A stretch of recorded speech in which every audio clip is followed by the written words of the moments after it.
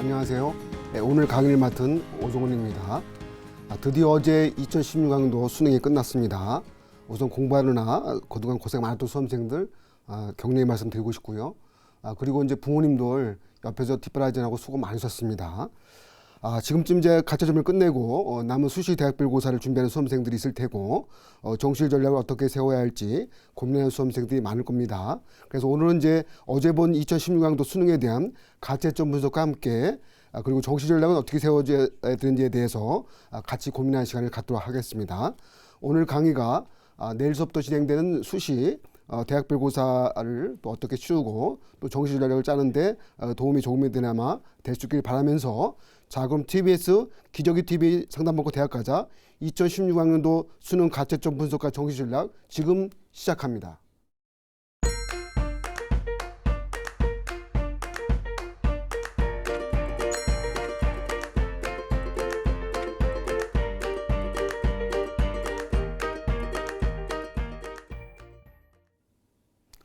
자, 어제 수능이 끝나고 많은 이야기들이 쏟아져 나왔습니다.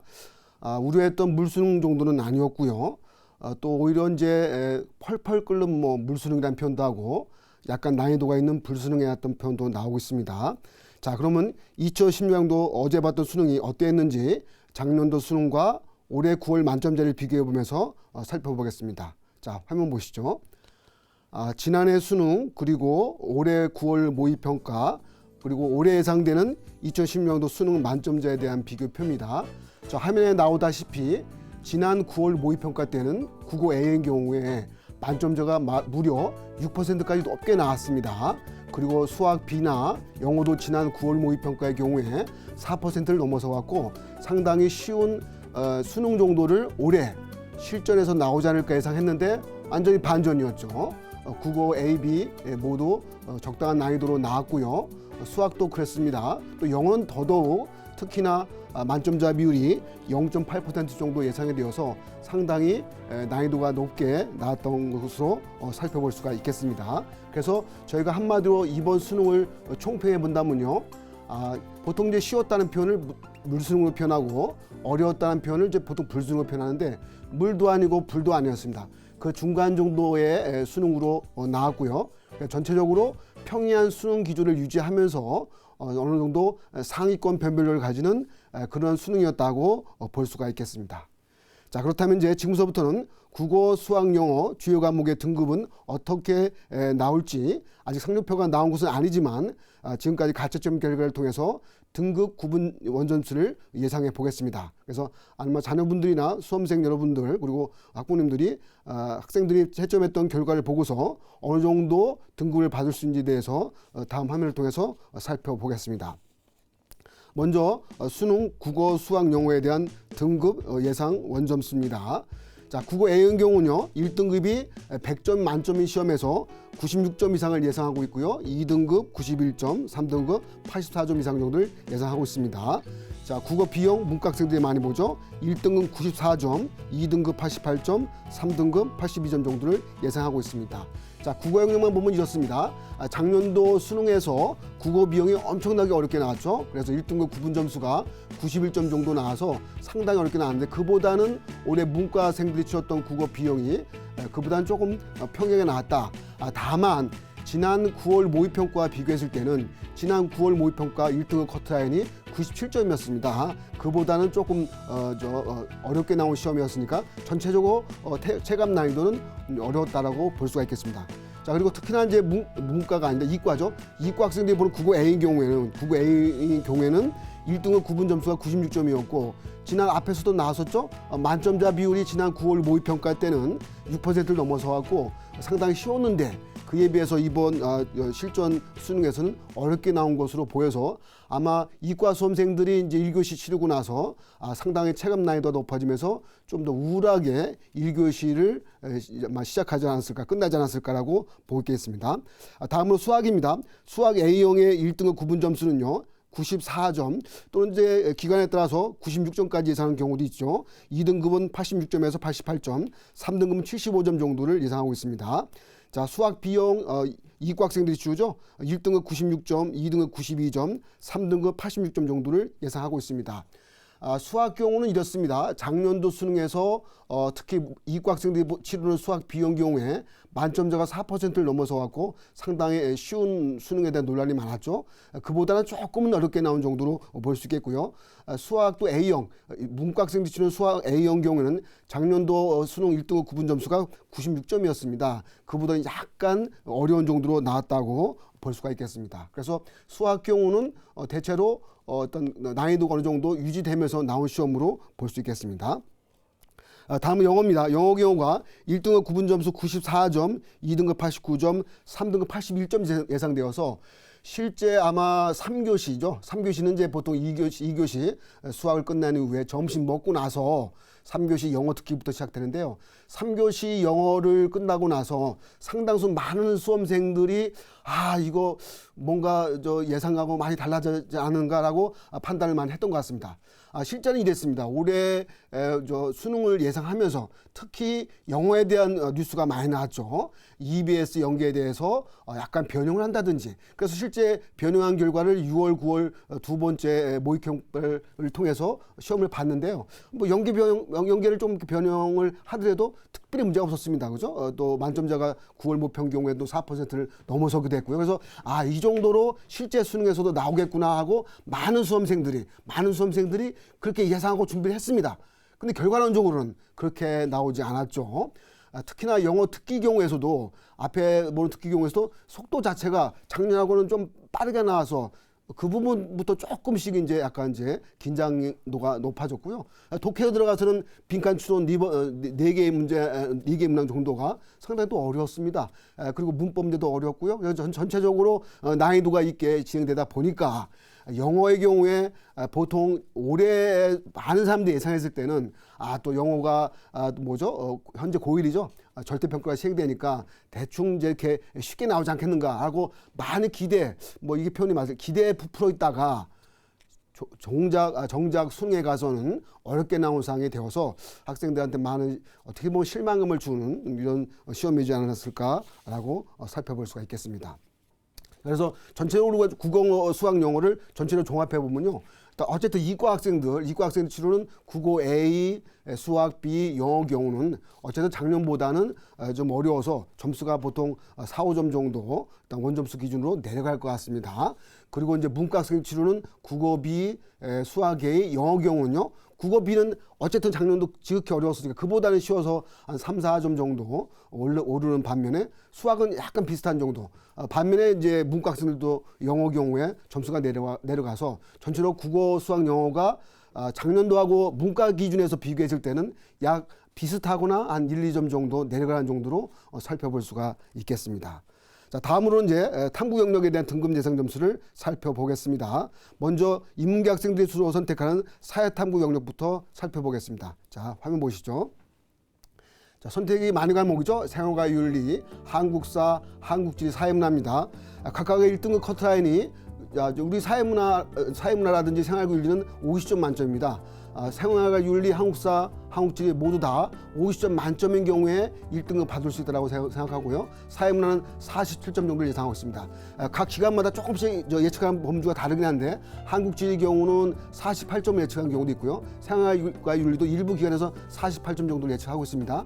저것을 완전하게 저렇게 나온다고 생각하지 마시고 어느 정도 예상된다고 보시면 될 것 같습니다.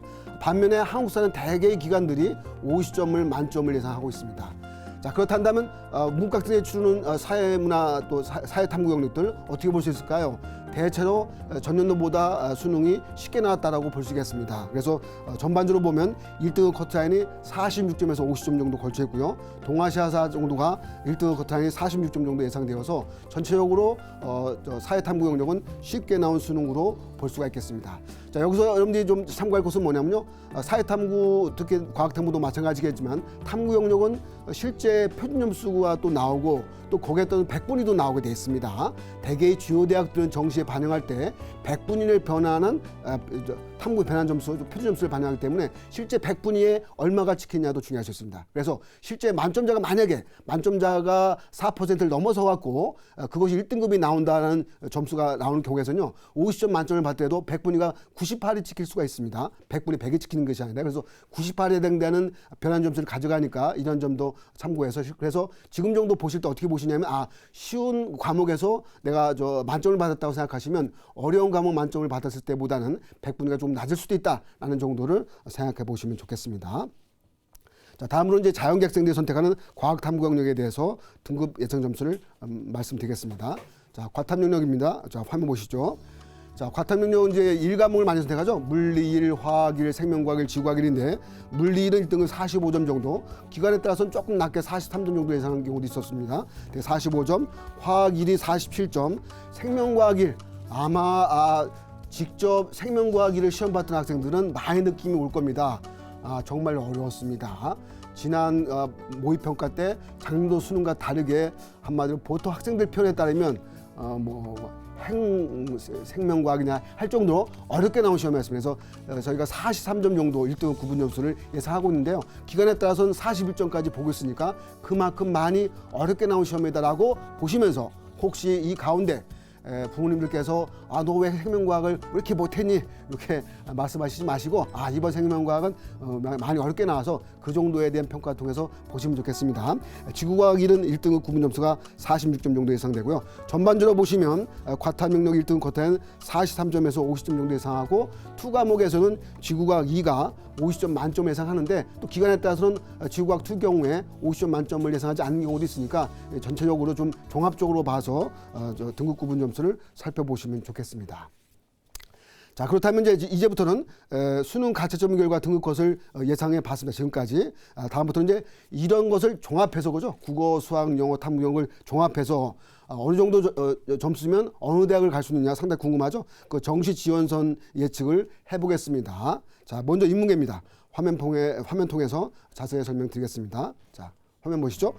자, 최상위학과라고 저희 적어놨는데요. 최상위학과는 보통의 이제 학생들이 표현 또 전문가들이 쓰는 표현에 따르면 서울대, 경영대, 사회과학대 이상 또 이제 이건 서울대는 가군에서 전형을 받고 있죠. 나군의 연대 경영, 고대 경영을 갈 수 있는 정시 점수로 보시면 될 것 같습니다. 그 점수가 400점 만점의 시험에서 국수영탐 400점 만점의 시험에서 391점 정도를 예상하고요. 다음에 국수영 기준에서는 293점 이상 정도 받아야 갈 수 있다고 볼 수 있겠습니다. 그래서 자녀분들이 받은 점수대가 400점 만점에 390점대 이상 받았으면 정말 잘했구나. 정시에 지원했을 때 어느 정도의 원하는 대학을 다 갈 수 있는 점수대라고 보시면 좋겠습니다.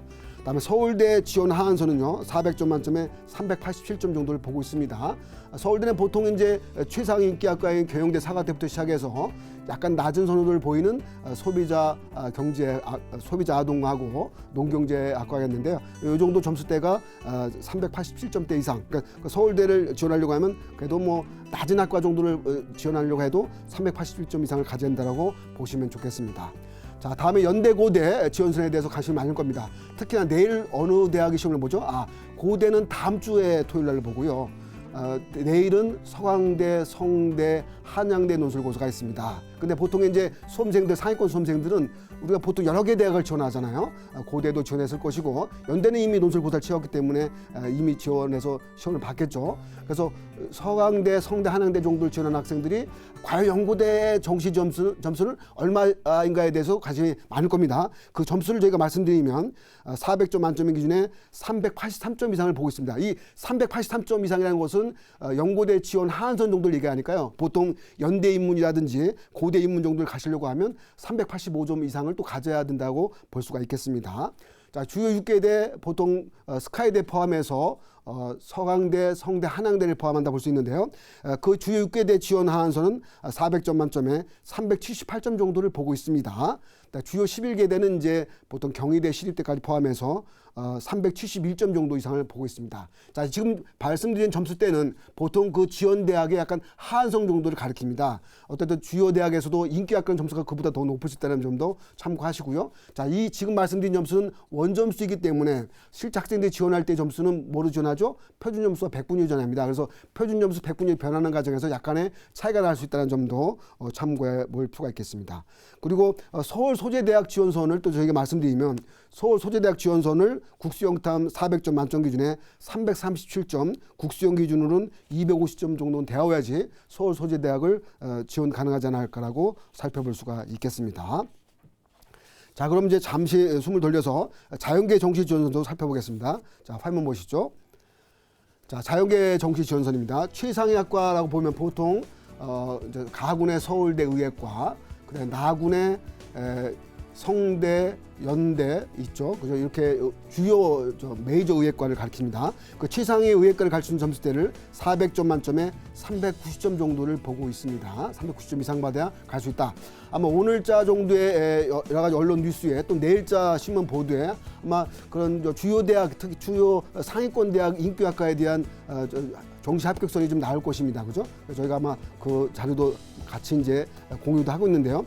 취사학과 어떤 자연계 경우에 390점 정도를 예상하고 있으니까 어느 정도 자연계 학생들 가운데 400점 만점에 390점대를 받았다고 하면 뭐 거의 의대에도 뭐 거의 너끈하게 들어갈 수 있는 점수대라고 보시면 좋겠습니다. 자, 서울대 지원 하한선은 400점 만점 377점 보고 있고요. 자, 연대 고대 지원 하한선은 370점 이상을 보고 있습니다. 그다음에 한양대 성대 지원서는 365점, 그리고 경희대 시립대 지원서는 355점까지 보고 있습니다. 그래서 아마 자녀분들 또 수험생 학부모님들이 내일서부터 시작되는 성대 논술을 어떻게 가야 될까요? 이런 부분들을 많이 이제 또 판단할 수 있을 텐데요. 아마 지금까지 불러드린 점수대를 보시면서 자녀분들이 받은 점수 뭐 복잡하지 않습니다. 요즘엔 원점수를 다 더하면 되니까요, 그죠? 국어, 수학, 영어 다 더해주시고요. 탐구도 2과목을 보니까 탐구 2과목 점수를 또 합치면 됩니다. 그리고 이 문제는 제2외국어도 보죠. 제2외국어도 보도 합칠 수는 있지만 그건 안 되죠, 그죠? 대체되는 정도에서만 가능하다 보시고 국어, 수학, 영어, 탐구 과목을 다 합친 점수를 가지고서 지금까지 말씀드린 사항하고 비교해서 어느 정도의 정시 지원 대학이 가능할지에 대한 자료로 살펴보시면 좋겠습니다. 자, 지금까지 이제 2016학년도 수능 가채점에 대한 분석을 해봤습니다. 지금 정도 자료가 이제 좀 짤막하게 나갔지만 아마 오늘자 정도에 몇 개 기관에서 입시 설명회를 열었죠. 종로학원에서도 열었었고 메가스터디도 열었고 이투스에서도 아마 열었던 것을 알고 있습니다. 그래서 아마 자료를 충분히 받으신 분도 있을 텐데요. 그 배치표를 보시면은 배치표는 좀 더 자세하게 원점수 기준으로 정시 지원대학의 점수대가 좀 나와 있습니다. 그래서 그 점수대를 보시면서 제가 참고대로 말씀드리면요. 그 점수대라는 것은 뭐냐면 사실 그 정시 지원에 갈 수 있는 하나의 소신 지원선으로 볼 수 있습니다. 딱 그 점수에 합격할 수 있는 보장선이 약간 70% 정도? 그러니까 안 될 수도 있다는 거죠. 그러니까 보통 이제 이번 수시 지원 여부를 판단하실 때는 그 소신 지원선의 점수대를 보시고 그 점수보다 보통 3점 이상, 여유 있게 잡을 때 5점 이상 정도 앞섰을 때 내가 여기에 대한 논술 전형 여부는 그런 의미에서 판단해 볼 수 있다라고 보시면 좋을 것 같습니다. 그래서 좀 더 여유를 가지면서 점수대를 보시면 될 것 같고요. 자, 두 번째, 또 이것은 지금까지 말씀드린 사항은 상당히 행복한 고민이죠. 수능을 너무 잘 나와서 내가 이제 좀 논술 참가, 불참 여부까지 고민할 정도면 상당히 기분 좋은 상태입니다. 자, 근데 이런 학생도 있겠지만 또 이런 학생도 있죠. 내가 등급 보니까 요 지원하는 대학이 수능 최저 2개 2등급을 요구하는데 내가 지금 받은 점수 가지고 안 될 것 같아. 이런 판단하신 분도 있을 겁니다. 근데 그 판단 기준에서 보실 때는 자기 점수가 등급 커트에 걸쳐있는 학생도 일부 있을 겁니다. 걸쳐있는 학생. 무슨 말씀 아시겠죠? 아까 만약에 영어 같은 경우에 영어를 저희가 예상했는데 1등급 커트라인이 94점 예상했다. 근데 자기 점수가 등급 커트에 걸쳐 있어갖고 의대 경우에서는 되느냐 안 되느냐를 판단하시는 경우에는 이런 말씀 드릴 수 있습니다. 그 1점 정도 또는 1점이나 또는 좀 더 넓게 잡으면 2점 정도까지는 어느 정도의 또 약간의 다른 상황 변수가 발생할 수 있습니다. 예를 들면은 입시 기간에 좀 더 엄격하게 예측해서 예측이 틀릴 수도 있고요. 또 아니면은 좀 어려운 말씀일 수는 있지만 우리가 표준 점수를 가지고서 마지막 등급을 결정하게 됐습니다. 원점수를 결정하는 게 아닙니다. 그래서 상황에 따라서는 만약에 이제 그 수학 경우에 또 국어도 마찬가지지만 93점하고 92점이라는 그 다른 원점수이지만 그 다른 원점수가 같은 또 동일한 표준 점수를 받아서 일단 1등급 받는 분들이 더 늘어날 수도 있습니다. 그죠? 이런 여러 가지 사유들이 있으니까 좀 더 너무 이제 실망하지 마시고 한 1, 2점 정도 걸쳐 있는 학생들은 수능 최저 통과 여부를 너무 뭐 비관하지 마시고 좀 더 잘 받을 수 있다는 생각을 통해서 적극적으로 논술고사에 참여할 수 있다는 정도 말씀도 드리고자 합니다. 자, 그럼 이제 다음 강의를 이야기에 앞서 지금까지 강의한 내용 다시 한번 되짚어보고 잠시 광고도 보고 오겠습니다.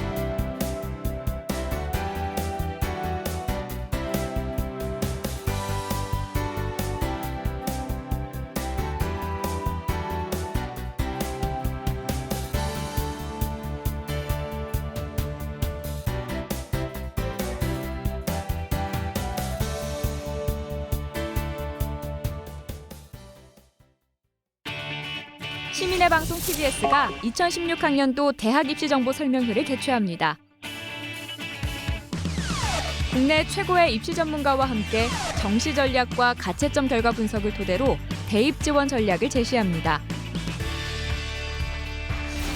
11월 21일 토요일 오후 2시 동대문구청 다목적 강당에서 열리는 TBS 대학 입시 정보 설명회. 수험생과 학부모 여러분의 많은 참여 바랍니다. 자세한 사항은 TBS 또는 동대문구청 교육진흥과로 문의하시면 됩니다. 본 입시정보 설명회는 무료로 진행됩니다. 자, 이제는 이제 2016 정시 지원 전략에 대해서 살펴보겠습니다. 자, 근데 저희가 정시 지원 전략을 설명을 자세하기에 앞서요. 먼저 내일서부터 시작된 논술 시험에 가야 되느냐 말아야 되냐부터 먼저 시작하겠습니다. 아마 이제 그 정시 원서를 쓸 때는요, 실제 수능 성적 발표가 12월 2일 날 나오게 되어 있습니다. 그리고 정시 원서 접수는 올해의 경우에서는 12월 24일부터 정시 원서 접수가 있습니다. 12월 24일. 어느 정도 날짜가 약간 상징적인 날짜라고 기억할 수 있죠. 아마 수시에 전부가 안 됐을 때 올해 정시 지원은요, 12월 24일 날짜 기억하시죠? 크리스마스 이브 날입니다. 그 성탄절 이브 날 캐롤송 들으면서 치열한 눈치 작전을 전개될 때라고 볼 수도 있습니다. 그리고 실제 수능을 원서 접수를 마감하는 날은요, 거의 제하의 종소리가 들리는 30일, 29일 정도입니다. 그죠? 그러니까 상당히 연말을 새로운 기분으로 봐야 되는 상황이라는 것도 참고하셔서 보시면 되겠습니다. 자, 그럼 이제 내일서부터 본격적으로 수능원 논술고사가 진행됩니다. 서강대, 성대, 한양대 등 논술고사 시작되죠. 그럼 어떻게 그러면 그 시험장에 가야 될 거냐 말할 것이냐? 사실 지금 정도 시간대면 이미 다 정해졌을 겁니다. 그죠? 어느 정도 어젯밤서부터 오늘 오전까지 상당히 뜨거웠습니다. 어젯밤에 어떤 게 뜨거웠습니까? 등급 구분 점수가 상당히 뜨거웠습니다. 어느 정도 예상이 되어서 자기 자녀분들이 성적을 어느 정도 받았느냐가 상당히 중요했고요. 수험생에서도 마찬가지였을 겁니다. 근데 이제 어제 저희 상황을 좀 더 저희가 좀 레알 타임이죠. 좀 더 말씀드리면요. 사실 어제 수능이 좀 어려웠다고 그랬었잖아요. 그러다 보니까 학생들이 처음에 그러니까 온라인 채점이라 해서 채점 들어온 상황이 조금 더 늦었습니다. 보통 저희가 수능을 여러 번 치러보는데요. 수능이 쉬웠을 때는요, 학생들이 막 신나갖고 막 열심히 채점합니다. 그래서 처음 그 표본 모으는 그 상황이 상당히 아주 많아지는데요. 어제가 수능이 조금 예상보다 어려웠을 때는요, 어렵다는 그런 그 약간 짜증난 것 때문에 조금 더 채점을 좀 늦게 합니다. 그래서 학생들의 상황도 그렇고 그래서 아마 처음에 우리가 이제 등급 구분 점수를 이렇게 포털 서비스에서 많이 하시잖아. 거기서 볼 수 있잖아요. 그래서 처음에 했을 때보다도 좀 더 시간이 가면서부터 등급 구분 점수가 원래보다도 좀 더 내려가는 것을 볼 수 있을 텐데요. 아마 그 정도로 보시면서 아마 자녀분들 또 수험생들의 자기의 아마 성적 상태를 확인해 봤을 겁니다. 아마 이 정도 시간이면 정작 내일부터 진행된 논술고사에 어느 정도 판단을 했을 것 같은데 그 정도 조금 판단한 상태에서 들어도 아마 좋을 것 같습니다. 그래서 전반적으로 보면 이렇습니다. 수능을 너무 잘 보았거나 정말 행복한 학생입니다. 근데 너무 잘 못 봤거나 하는 것을 제외하면 대부분의 수험생들은 논술고사를 쓸 때요. 대부분 소신전도 많이 하고 엄청난 상향전도 많이 합니다. 그죠? 그러니까 대체적으로 많은 학생들 19명 정도는 뭐 큰 무리 없이 논술고사라든지 적성 또 면접고사에 적극적으로 참여해야 된다라고 보시면 좋을 것 같습니다. 자, 그다음 두 번째 이런 얘기를 드리고 있습니다. 수시라는 것은요. 정시 지원하기 전에 당연히 이제 전형을 겪게 되는데 수시에는 또 뭐가 있습니까? 추가 합격도 있습니다. 추가 합격도 있습니다. 아마 오늘 제가 이제 이 강연을 오기 전에 오늘자 여러 주요 대학들이 합격자 발표가 많았습니다. 서울대는요 일반 전형 경우에 1단계죠. 1단계 2배수 합격자 발표가 있었고요. 연대 경우는 오늘 학생부 종합전형에 대한 발표가 있었습니다. 그리고 특기자 전형에 대한 최종 발표도 있었고요. 여러 주요 대학들이 오늘 기준으로 해서 또는 오늘까지 해서 많은 대학들이 최종 합격자를 발표하거나 아니면 1단계 합격자를 발표했습니다. 그러면 최종 합격자를 발표한 경우에는요. 수시에서 뭐가 붙습니까? 최초 합격한 학생들한테는 합격을 축하합니다. 짜잔짠짠 해서 상당히 즐거운 모습을 볼 수 있는데 부탁하겠습니다. 그러나 저 예비 순위 몇 번인데 이게 나옵니다. 예비 순위가. 예비 순위 나온 상황에서는 과연 추가 등록을 통해서 내가 합격할 수 있는 상황도 상당히 중요하잖아요. 그에 대한 저희가 말씀드리는데요. 추가 합격은 이렇습니다. 보통 경우에 학생부 종합전형이거나 학생부 교과전형 경우에는 추가 합격자 제법 많이 나오는 상황입니다. 왠지 아시죠? 학생부 전형 경우는요. 그 학생부 성적 좋은 학생들이 A 대학도 쓰고 B 대학도 쓰고 C 대학도 쓰기 때문에 그 주요 대학들 다 붙습니다. 그러면 이제 어차피 3개 대학을 붙었다고 해서 3개 대학을 다 욕심껏 다 다닐 수는 없잖아요. 2개 대학을 포기해야 됩니다. 그 포기하는 대학에서 뭐가 나오죠? 추가 합격이 나옵니다. 그런 의미에서 학생부 종합전형이라든지 교과전형 경우에서는 추가 충원이 많이 나오는 편입니다. 그거 참고하시고 그래서 보통 예비 순위가 앞번호에 됐다고 생각하시면 조금은 한 달 정도 그렇죠. 12월 중순 정도에 추가 합격을 발표하니까 약간 마음은 좀 조마심 되겠지만 한 달 정도 여유 있게 기다려 주시고요. 자, 그다음 논술 전형도 이제 예비 합격자가 발표될 텐데 논술 전형은 지금 정도는 발표할 수가 없죠. 왜냐하면 이제 논술 전형은 대부분에 뭐가 걸렸죠? 수능 최저가 걸려 있으니까 12월 초에 발표될 텐데 논술 전형은 다른 전형에 비해서 추가 합격자가 좀 상대적으로 적은 편입니다. 그죠? 적다는 건 또 고려해서 자녀분들이 받은 성적이 있습니다. 뭐 적성 전형 치르는 학생들도 예비 순위를 받았겠죠. 예비 순위가 어느 정도 됐을 때 합격할 수 있느냐에 대한 판단도 아마 참고를 하셨으면 좋을 것 같고요. 그리고 대학에 따라서는 예비 충원, 그 충원 합격자가 몇 퍼센트 나왔는지에 대해서도 자료를 통해서 발표하고 있습니다. 그래서 전년도 자료를 참고해서 과연 될 수 있는지 안 될 수 있는지를 판단해 보는 것도 좋은 기회가 될 것 같습니다. 그래서 그런 기회도 있으니까 어쨌든 수시에 합격을 하면 정시 지원을 못 하게 됐습니다. 그런 부분도 참고하시고요. 자, 앞에서도 말씀드렸죠. 정시 원서 접수는 12월 24일 목요일부터 시작하니까 일정 체크 잘해서 정시 지원 전략을 고민해 보도록 하면 좋겠습니다. 자, 정시는 뭐가 중요합니까? 대학별 환산 점수가 중요합니다. 지금 그것을 뭐 하나하나 다 따질 계제는 아니겠지만 영역별 반영 비율 중요하고요. 표준 점수를 반영하느냐, 100분의 1 반영하느냐에 따라서 차이점이 많다 보니까 그 지원 대학에 맞는 점수가 몇 점 나오냐를 가지고서 판단의 점도 상당히 중요하다는 것을 염두에 두면 좋겠습니다. 자, 그렇다면 이제 정시 합격 전략에 대해서도 하나씩 자세히 살펴보겠습니다. 먼저 전형 요소입니다. 자, 이번 수능을 치렀잖아요. 2016 수능을 치른 상태에서 내 자신에 대한 개괄적인 위치를 파악을 해야 됩니다. 그죠? 지금 정도는 이제 원점수 상태 가지고서 내 성적이 어느 정도 위치했냐를 파악해야겠지만 12월 2일 날 최종 성적이 나온 이후에서는 좀 더 정밀하게 판단해 볼 필요가 있습니다. 그리고 지금 원점수 가지고 판단할 때는요, 학생들이 가끔은 뭘 실수하죠?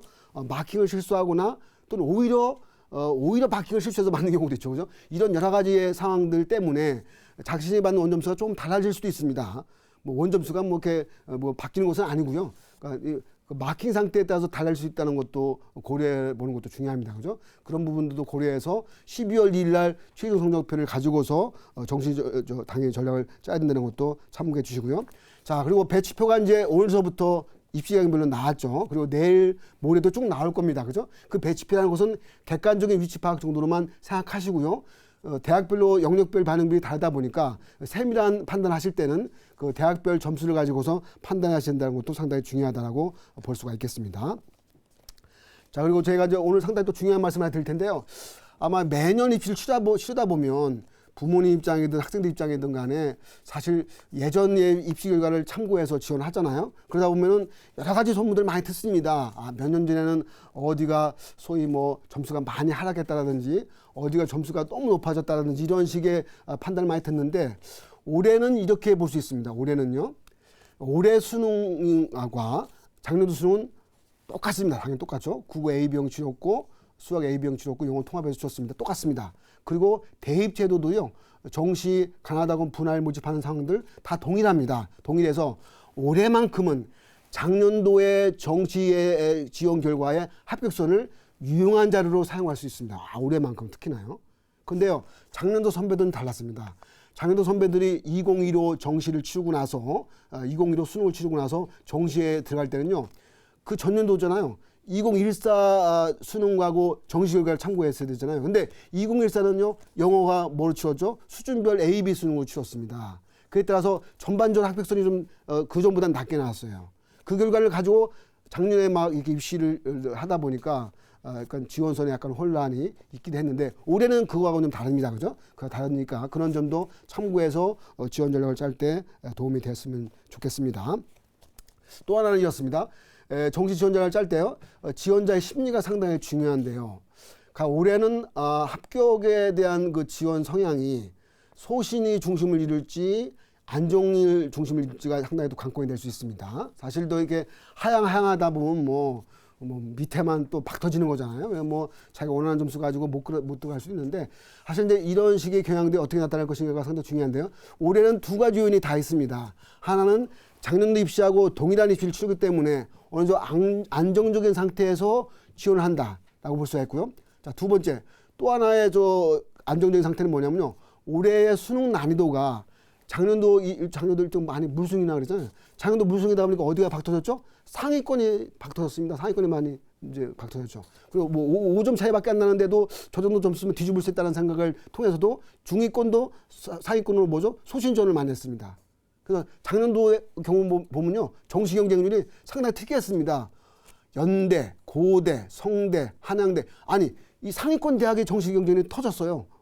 굉장히 많이 늘어났습니다. 그래서 이에 비해서 중위권 대학으로 선호하는 대학들 경우가 정시 경쟁이 좀 약간 낮아졌습니다. 그래서 오히려 작년도에서는 상위권 대학들의 합격선이 어느 정도 유지가 됐는데 중위권 대학들이 조금 이제 약간 점수가 내려가는 이런 양상을 볼 수 있는데요. 올해는 그보다는 좀 바뀔 것 같습니다. 올해는 이제 어쨌든 간에 시험이 난이도가 있게 출제되다 보니까 상위권에 조금 열버지고 그죠? 중상위권이 약간 터지는 상황이 오다 보니까 중상위권의 대학의 경쟁률이 치열할 것 같다라고 볼 수가 있겠습니다. 사실 또 제가 이런 말씀 드리면 어차피 경쟁이 치열한데 뭐 위로의 말을 못할 줄은 이렇게 막 좀 이렇게 뭐 위협적인 말을 듣냐 볼 수 있는데요. 어쨌든 상황이 그렇다는 말씀 드리고요. 그래서 올해에서는 전반적인 지원 추세가 이럴 것 같습니다. 상위권은 좀 더 여유가 있을 수 있습니다. 상위권은 왜냐하면 이제 점수가 좀 더 벌어졌잖아요, 그죠? 그러니까 이게 점수가 좁혀질 때는 막 이제 두 근반, 뭐 세 근반 해서 이게 이렇게 사람이 좀 긴장돼서 약간 이쪽이 쫄아서 좀 약간 다른 걸 바꿀 수 있는데 점수가 조금 더 여유가 있으면 그렇지 않을 수가 있죠. 그래서 아마 상위권 경우에서는 약간 소신 지원 정도가 있을 것 같은데 그보다 점수가 좀 내려가게 되면 내년도가 또 수능이 또 바뀝니다. 내년도가 그죠?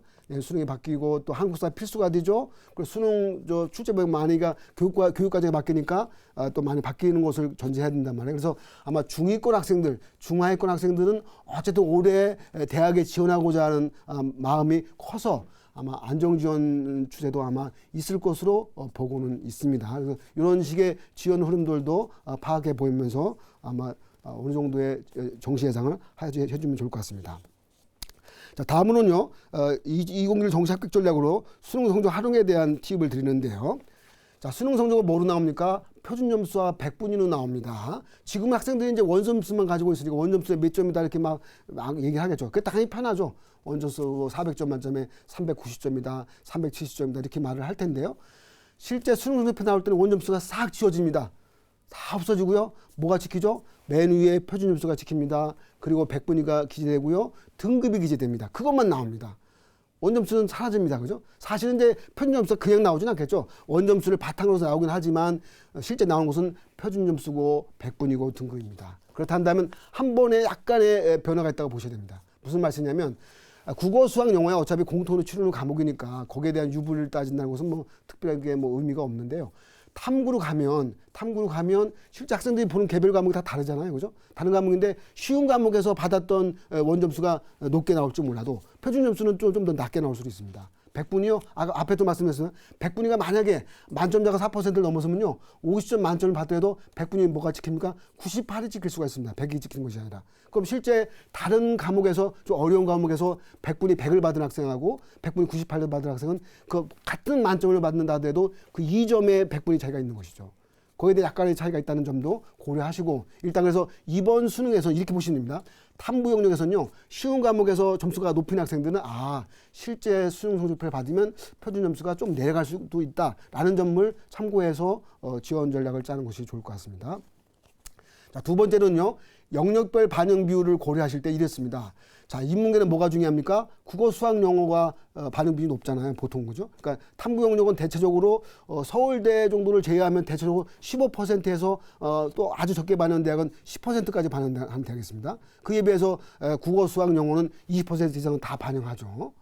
그렇게 되니까 국어, 수학, 영어를 당연히 잘 보는 학생들이 더 유리할 수가 있는 거고요. 탐구 영역은 그 반영비율이 조금 낮다는 점들을 고려해서 점수 계산을 할 필요가 있습니다. 자, 또 자연계는 어떻습니까? 자연계는 국어, 수학, 영어, 과탐을 보는데요. 다연계는 다른 그 인문계는 또 다르게 달라서 수학하고 과탐 비중이 높습니다. 그죠? 보통 20, 30, 20, 30 이렇게 반영하잖아요. 그래서 과탐하고 수학 비중이 큰데 그런 경우에서는 수학에서 과탐에서 좀 더 높게 받은 점수를 받았다고 생각하시면 같은 표준 점수가 490점을 받는다 하더라도 과탐하고 수학 잘하는 학생들이 점수가 더 올라갈 수도 있습니다. 그죠? 그런 점도 고려해서 보시는 것도 필요하겠습니다.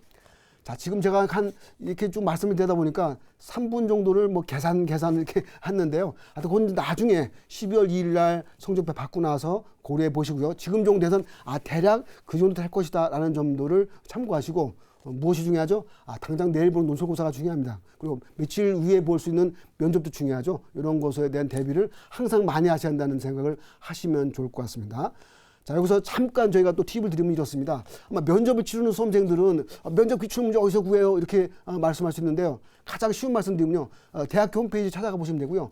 흔히 대학교 홈페이지에 보면 면접에 대한 기출 문제가 상당수 대학들이 공개를 많이 했습니다. 근데 공개한 내용들이 뭐 구체적으로 면접 기출 문제라고 공개한 대학도 있고요. 아니면 흔히 선행학습 보고서라고 해서 그런 그 내용들의 보고서 통해 그 내용을 또 공개하기도 합니다. 그래서 이런 점도 참고해서 면접 기출 문제도 참고하시고요. 논술은 이미 다 공개됐으니까 아실 겁니다. 또 하나는 이제 면접을 치르다 보면 어떤 게 중요하죠? 면접을 실제 치르는 상황이 중요하잖아요. 논술은 뭐 거의 어떻게 생각하시면 수능 시험 비슷하죠. 딱 자리에 앉아서 논술 시험지 받아서 그죠? 개요 작성해서 쓰는 훈련인데 면접은 뭘 해야 됩니까? 제가 강연하지만 말을 면접관이 물어보는 데서 말을 해야 되는 입장이기 때문에 말에 대한 훈련이 상당히 중요하고요. 그리고 또 면접 진행되는 그 상황 하나하나에 대한 상황들이 중요하죠. 그죠? 그래서 그런 상황들에 대한 것도 실전 훈련을 많이 하면 좋은데요. 그 실전 훈련에 대해서는 뭐 선배들이 있으면 또 주위 앞에서 미리 봤던 학생들이 있으면 그 주위 동료들이 들어보고요. 아니면 저희가 많이 참고하는 겁니다. 흔히 학생들이 이렇게 실전 면접을 치렀던 경험들을 이런 주요 뭐 포털 사이트라든지 또 이런 사이트에 많이 올려놓기도 합니다. 뭐 학생들이 수만이도 많이 보죠, 그죠? 또는 뭐 오르비도 많이 보고, 저희가 뭐 얘기를 해도 되겠죠. 이런 식의 사이트 통해서 보시면은 그 댓글 통해서 학생들이 많은 경험을 거기다 공유해놨습니다, 그죠? 그걸 통해서 검색해 보시면 돼요, 검색. 무슨 뭐 공공대학교 무슨 과 면접 어땠어? 이 정도의 검색어 쳐서 하시면 상당히 자세한 내용들이 나와 있습니다. 자, 그럼 제가 그 면접에 대한 그 실제 팁을 드렸는데요. 아마 그럴 겁니다. 그러면 저런 면접에 대한 후기를 학생들이 왜 쓰지? 이런 뭐 고민하는 고민 아니면 의문을 가질 수 있는데 학생들은 또 이런 소문이 있습니다. 어느 사이트에 그 후기를 올리면 합격한다더라, 합격했다라는 선배들이 많다, 이런 소문이 있습니다. 소문이 있다 보니까 그래서 그런 합격에 대한 아니면 후기를 올리는 또 댓글을 다는 그런 어떤 분위기가 많이 형성이 돼 있어갖고 은근히 그런 자료들을 보면 따끈따끈한 정보를 아마 얻을 수도 있으니까 그런 정보를 많이 참고하시고요. 일단 또 상위권 학생들은 뭐 또 많이 보는 사이트들이 있습니다, 그죠? 그 사이트들 참고해서 또 보시면은 또 많은 정보에 대한 참고가 있을 겁니다. 자, 논술고사 내일 많이 보시죠. 당연히 기출문제를 많이 참고하시면 좋고요. 그리고 이제 논술고사를 하시다 보면 아마 그럴 겁니다. 전에보다는 어쨌든 선행학습 뭐 금지법 이런 법이 적용되다 보니까 예전보다 많이 평이해졌습니다. 평이해졌으니까 실제 이 평이해진 그 논술 기조하에서 학생들이 어떻게 또 대비해야 되느냐도 상당히 중요하다는 것도 고려하시고요. 그리고 그러다 보니까 뭐가 중요합니까? 특히 이제 자연계 학생들이 치르는 수학 논술, 과학 논술 경우에서는 수능이 아니죠. 논술이 쉬워지다 보니까 오히려 자세한 풀이 과정을 작성하는 것이 의외로도 중요해질 수도 있다는 점도 상당히 중요합니다. 자, 이문계 학생들은 뭐가 중요하죠? 도표 분석이라든지 이런 표 분석 많이 나오는데요. 정확하게 수치 분석을 해줘야 됩니다. 그죠? 학생들이 이게 수치가 나오다 보면 그 수치에 대한 비교를 좀 잘못하다가서 약간 다른 식의 논리를 전개해서 약간 이제 불이익을 받을 수 있는데요. 정확한 수치를 보고서 이게 많았다고 생각하시면 많았다는 쪽에 대한 평가를 하시는 것이 중요하다는 것도 꼭 부탁드립니다. 또 하나는 또 뭐 이런 말씀 드릴 수 있어요. 논술을 쓰실 때요. 어쨌든 논술에 대한 채점은요. 교수님들이 하실 거 아닙니까? 그죠?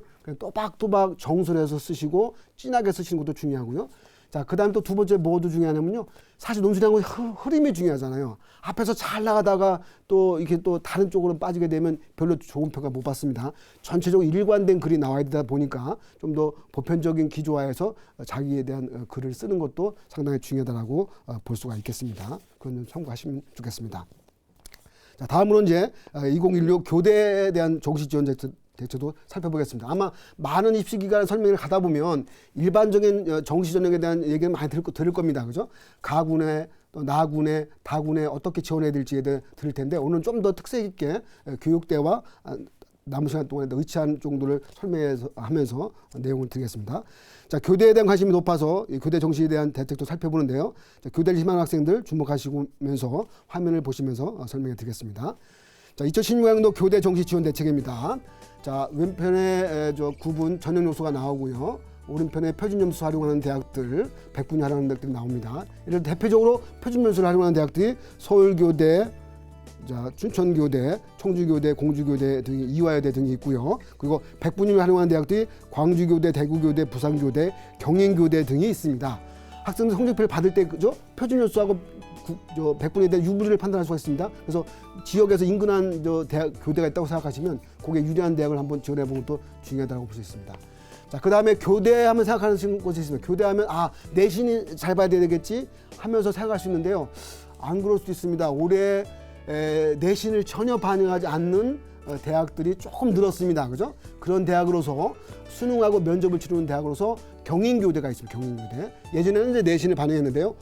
이제 올해 반영하지 않습니다. 그죠? 그러니까 뭐 내신이 상당히 나쁘다. 뭐 특목고 수험생일 수도 있고 아니면 일반고에서 상당히 낮은 내신을 받은 학생들이 있는데 이번에 수능을 거의 잘 봐갖고 교대 갈 수 있는 점수가 되었다라고 생각하시면 아마 이제 경인교대라든지 한국교원대, 제주대도 초등교육과 있으니까 그런 쪽을 또 놓고 해볼 수가 있겠습니다. 자, 그리고요. 그 다음에 이제 또 뭐가 중요하면 교대 경우는 또 뭐죠? 교직 인정성 면접고사를 봅니다. 이 면접에 대한 비중이 상당히 크다 보니까 이미 나온 기출문제를 통해서 잘 살펴봐서 대비하는 전략이 필요할 것 같습니다. 그리고 이제 교대가 다 어디에 몰렸죠? 다 나군에 다 몰려 있습니다. 그러니까 어차피 우리가 3번의 지원기가 있잖아요. 나군 교대를 하나 지원하더라도 가군의 어느 대학, 다군의 어느 대학을 지원할 필요가 있으니까 뭐 만약에 교대를 일관되게 다 지원한다, 여학생이다라고 생각하시면 이화여대 가군 초등교육과 다군의 제주도 초등교육과를 지원할 수 있지만 남학생은 이대를 지원할 수는 없잖아요. 그러니까 뭐 가군에서 일반 대학을 지원하고 나서 나군의 교대를 지원하는 여러 가지 조합을 통해서 지원할 필요가 있다라고 생각할 수가 있겠습니다. 자, 다음으로 이제 2016 의치한 정시 지원 대책을 또 살펴보겠습니다. 자, 최상위권 학생들이 이제 선호하는 의치안인데요. 뭐 의치안 정도 지원한 학생들은 뭐 많은 수많은 입시 정보를 가지고도 있을 것이고요. 그걸 통해서 많이 활용을 할 수도 있을 것입니다. 자, 다음 화면 통해서 이제 의치안 정시 지원 대책을 또 말씀드리겠습니다. 자, 의예과, 치의예과, 한의예과 나오죠. 의치안 순서로 나오고요. 가군, 나군, 다군에 걸쳐서 각각의 지원 대학들이 군별 모집사항들이 나와 있습니다. 자, 의대를 또 원하는 학생들은 뭐 오은이 의대만 쓰는 경우도 있습니다. 가군도 의대, 나군도 의대, 다군도 의대 쓰는 경우도 있는데 상당히 조합이 중요할 수 있습니다. 그죠? 그래서 가군은 주로 서울대, 그다음에 서울권에서는 경희대, 중앙대가 있고요. 나머지 지방 거점국립대, 부대, 경희대, 그다음에 전남대 다 여기에 다 몰려 있습니다. 그래서 뭐 지역 소재 학생들도 마찬가지겠지만 가군의 요 정도의 어느 정도 대학에 선을 정할지, 그리고 나서 나군에는 주요 사립대 명문대학들이 다 몰려 있습니다. 그죠? 연대, 가대, 성대, 고대 다 몰려 있어요. 가천대 포함 몰려 있으니까 실제로 뭐 둘 다 높은 대학 쓰다 보면은 약간 좀 어려움도 있으니까 한 개 대학을 높이면 한 개 대학을 약간 낮은 대학을 선호하는 것도 아마 하나의 방법일 수 있습니다. 다군은 사실은 이제 우리 아주대 명문의대가 있죠. 그리고 순천향대도 있고 등이 있는데 보통 어쨌든 다군도 지원기가 있으니까 하나 정도를 쓰시는 편입니다. 그래서 가나다군 조합이 어떠냐가 상당히 중요하다는 것도 기억하시고, 또 의대는 어쨌든 라이센스에서 어쨌든 의대를 붙으려는 학생도 있으니까 국수영탐 중에서 반영 비율에 따른 고려, 또 표준 점수나 백분위에 대한 유불에 대한 고려들도 종합적으로 고려해서 지원을 하신 것이 좋을 것 같습니다. 치의예과는요, 대학이 좀 제한되죠, 그죠? 가군에서는 경북대, 경희대, 전북대, 조선대 있고요. 나군은 연대, 단대, 원광대, 다군은 강릉, 원주대 하나만 있습니다, 그죠? 치대를 오은이로 지원하는 학생도 있고, 아니면 의치대를 이렇게 또 교환도 하죠. 의대를 하나 지원했다가 치대를 지원하는 경우도 있으니까 그런 조합도 보시고요. 자, 한의예과는 또 어디가 있습니까? 가군에 경희대, 대전대, 동신대가 있고요. 나군에 가천대, 대구한의대, 동의대, 세명대, 우석대, 안광대가 있고, 다군에 동국대, 상지대가 있습니다. 한의예과는 조금 다르게요. 보통 의예과는 거의 뭐 과탐을 거의 지정한 대학도 많고요. 또 수학 비용 지정한 대학들이 대부분 많습니다. 근데 한의예과는 문과 교차 지원 적당히 받는 편입니다. 그죠? 그런 부분도, 그러니까 문과 교차 지원을 받는 대학들 경우에서는 그 교차 지원 기회를 또 활용해서 지원하는 전략도 필요하다라고 볼 수가 있겠습니다. 그리고 이제 보통 그 의대를 지원할 때는 이런 생각도 많이 합니다. 의사 집안에서 지원할 수도 있고요. 아니면 브랜드를 통해서 지원할 수 있는데, 요즘엔 의학계열, 또 의료계에도 약간 변화도 많잖아요. 그래서 요즘에 뭐 개원의보다는 종합병원 의사를 많이 또 선호하는 추세다 보니까 과연 종합병원 TO가 어느 대학이 더 많이 나오냐, 이런 걸 또 많이 감안하는 것도 있고요. 또 하나 이런 것도 있습니다. 요즘 워낙 수도권에 소재하면은 여러 가지 교통편이라든지 생활편을 보다 보니까 수도권 소재 대학 병원을 또 유독 또 좋아하는 수험생들도 있습니다. 그런 여러 가지 점을 참고해서 보시고요. 또 이도저도 아니면서 무조건 의사하면 된다라고 생각하시면 멀리 이제 지방 의대까지 고려해서 지원하는 전략도 나올 수 있다는 점도 고려해 보면 좋습니다. 자, 치의예과는 요즘에 치과 병원 상황들도 상황도 보시고요. 이에 대한 지원 전략도 필요하고, 예전보다는 보통 의대에 비해서 치대가 조금 합격선이 조금은 내려가고 있는 상황도 있습니다. 이런 것이 오히려 치대를 지원하는 학생들한테 유리할 수도 있겠죠. 그런 부분들도 고려하시고요. 한의대는 예전 한참 좋을 때, 뭐 이게 뭐 허준, 뭐 동의보감, 뭐 드라마 나올 때는요, 엄청 한의과 높았습니다, 합격선이. 근데 요즘은 그 정도는 아닙니다. 그죠? 경희대 한의과 정도도 상위 누적으로 살펴보시면 1%에서 뭐 높아도 한 0.5, 6% 정도까지 그 정도 선에 걸쳐 있다 보니까 예전 합격선보다 아니니까 조금 더 한의과에 대해서 관심이 많은 학생들은 또 과감하게 지원하는 전략도 필요하고요. 또 다른 또 지방 한의과는 그보다 점수가 좀 또 낮은 편입니다. 그런 부분들도 고려해서 지원 전략을 짜면 좋을 것 같습니다.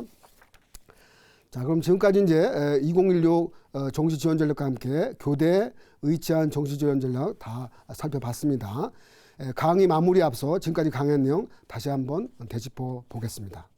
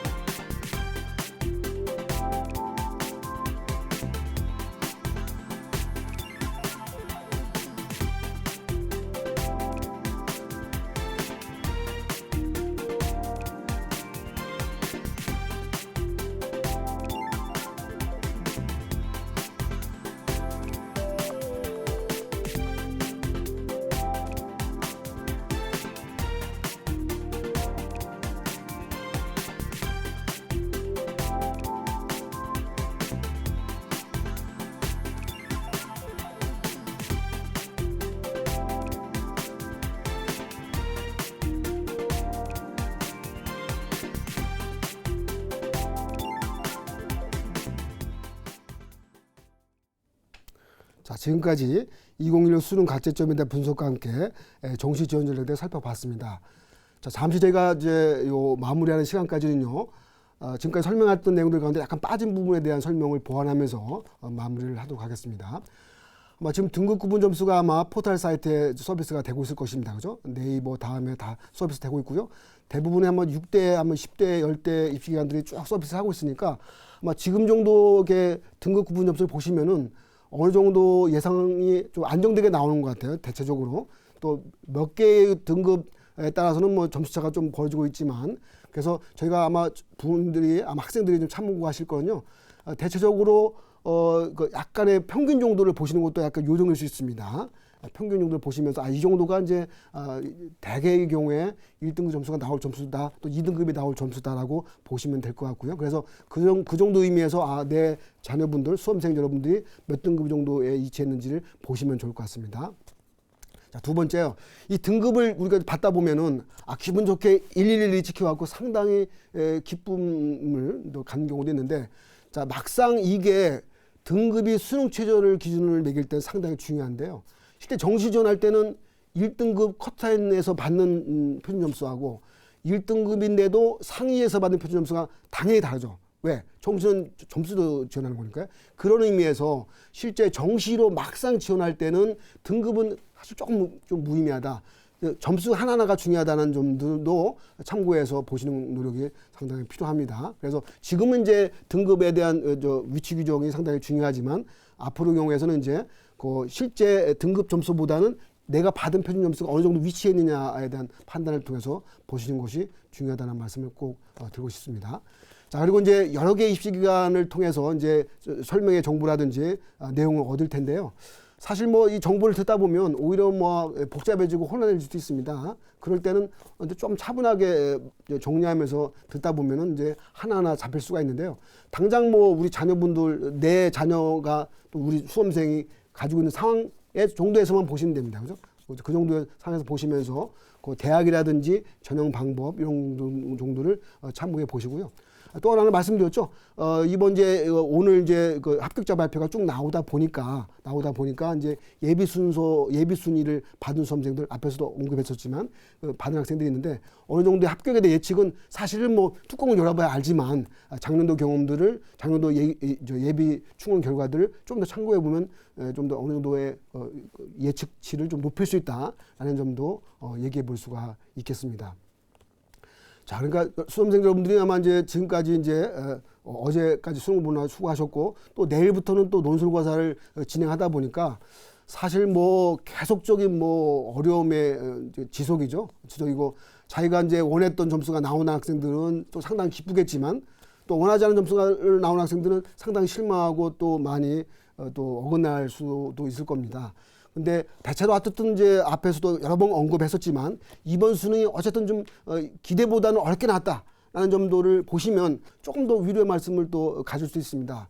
항상 그렇잖아요. 나만 못 봤다 생각하시면 되게 억울하고 쓸쓸할 수 있는데 같이 못 봤대, 쟤도 못 봤구나 이렇게 생각하시면 뭐 오히려 좀 약간 위로도 되고 앞으로 대책을 세울 수도 있는 길이니까 특히나 이제 우리가 수시라는 것이 어차피 요즘 입시의 대세이기 때문에 어쨌든 수시에 할 수 있는 모든 것을 다 해봐야 됩니다. 그죠? 논술고사 또는 적성, 면접 등 최대한 열심히 대비하고요. 그 대비한 상태에서 좋은 결과가 나올 수 있는 것이 또 있다 보니까 어쨌든 최대한 할 수 있는 방법을 다 하는 거 이것이 딱 상당히 중요하다는 점도 말씀드릴 수가 있겠습니다.